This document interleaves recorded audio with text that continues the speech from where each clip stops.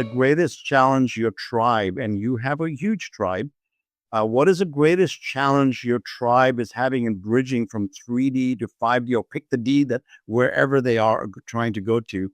What is the biggest challenge you're experiencing with your tribe? And what do you think they want to hear from you about that? Okay, what is the biggest one more time? Because as soon as you said that, I was like, well, it's actually my tribe is our tribe. Yes, it's The our biggest thing for me specifically is whoever was in charge of this planet that let the Rockefellers get in control of the pharmaceutical industry, and the fact that 80% of the population has had most of their gifts shut off chemically. If you must know, what's really slowing us down is, and what we can work on together is detoxing these suits and bringing them back into the Christos, or that original DNA that we all come from. Mhm. And in this environment specifically, that's why health and wellness is so important.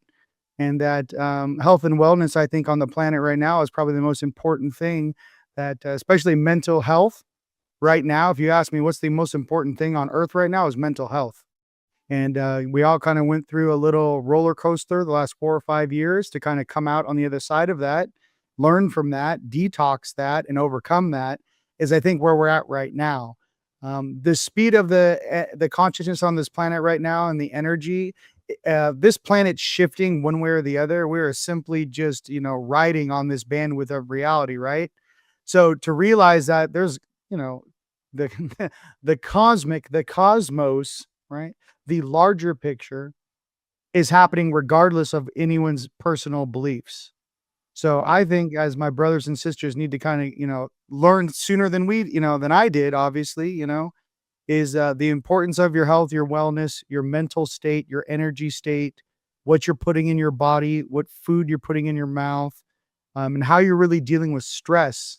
I wish I had an older brother like myself to teach me when I was 19 years old on what being an empath was. When I was 19 years old, the empath word hadn't even been, I've never had ever heard of it before, for God's sakes. I never heard of a lot of things. When I made the first How to Astral Project video on YouTube on planet Earth in 2009, um, you know, I couldn't believe the reason why I made that video was because when my third eye was being activated, there was no videos or information on the internet other than buy my book, buy my CD, look into, I don't know, just there's a lot of snake oil out there.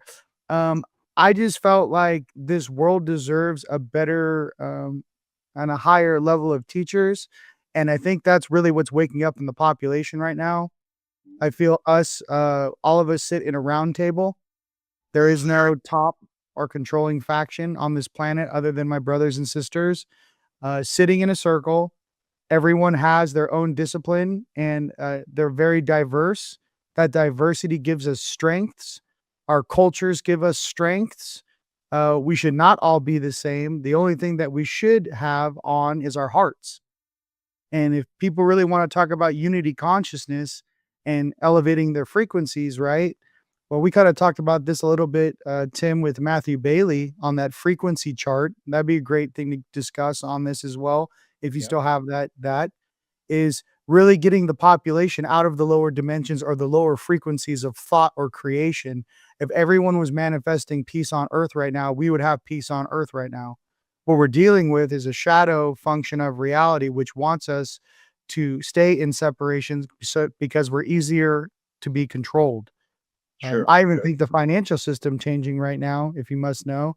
At the very tippity top of this financial system, you have groups of people that are just printing money out of thin air in this fiat system. We're competing against organizations that have been printing money since 1913 that have no vested interest in humanity other than to control it, rule it, and basically have bend it to its will. So if I guess what you can say in a coming full 360, Tim, is that the issues that we're all facing are diverse, but I can tell you this, the population's waking up. And a lot of us, I feel this way. You can fool us once, shame on me, right? Or shame or shame on you, I should say. Yeah. Fool me twice, shame on me. I think the entire population's over this narrative that's being force fed to us through mass media. Yeah.